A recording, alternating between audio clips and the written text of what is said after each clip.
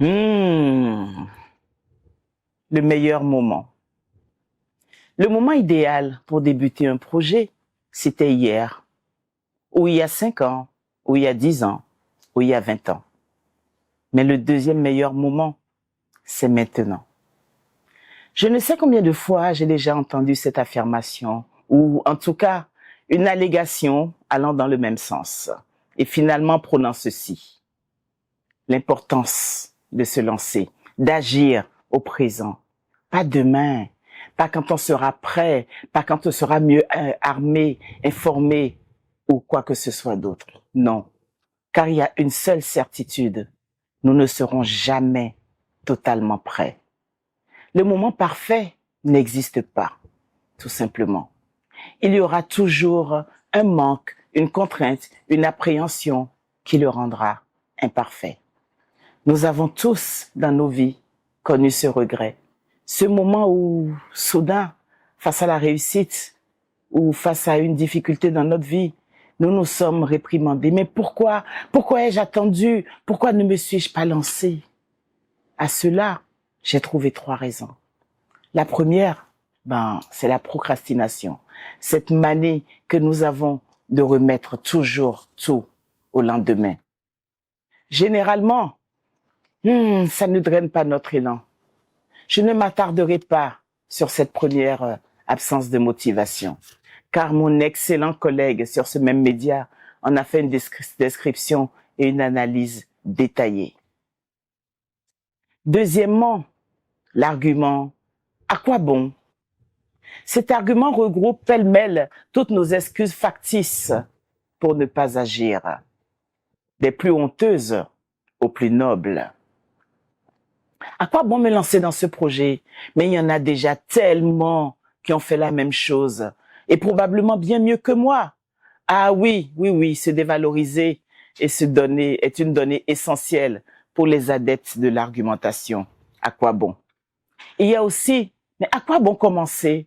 Je n'aurai même pas le temps de m'y consacrer. Ah, et puis, il y a aussi l'expression: ah, je n'ai pas le temps. Mais vous savez quoi? Elle est mensongère. Je n'ai pas le temps veut dire je ne prends pas le temps. Ce serait bien plus approprié de se l'avouer. Nous sommes en face tous les jours de notre vie de choix avérés. Et ce n'est pas toujours agréable à l'admettre. Mais en fait, ça a aussi le mérite de susciter parfois un sursaut qui nous oblige à une meilleure organisation, à une meilleure productivité, ou qu'on réoriente nos priorités.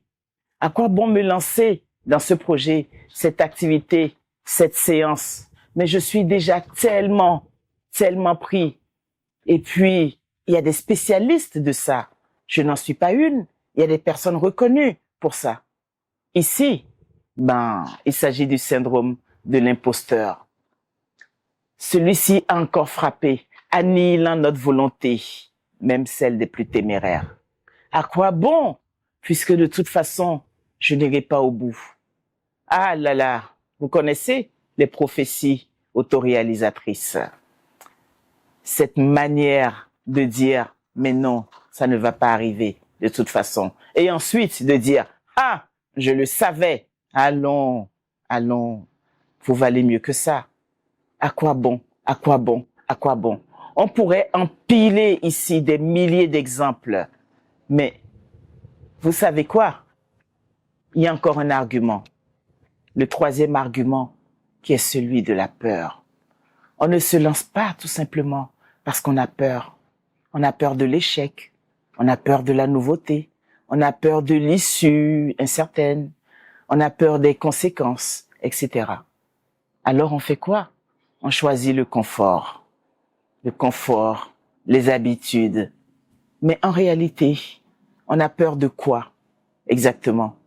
Lorsqu'on la décortique, cette peur, son impact s'amenuise de plus en plus. Et on peut alors se lancer, plus s'élancer. J'aime beaucoup cette citation qui dit que rester dans sa zone de confort, c'est exister. Oser en sortir, c'est vivre. C'est tellement juste. Nous le ressentons très distinctement lorsque nous sommes dans l'engagement à vivre notre vie.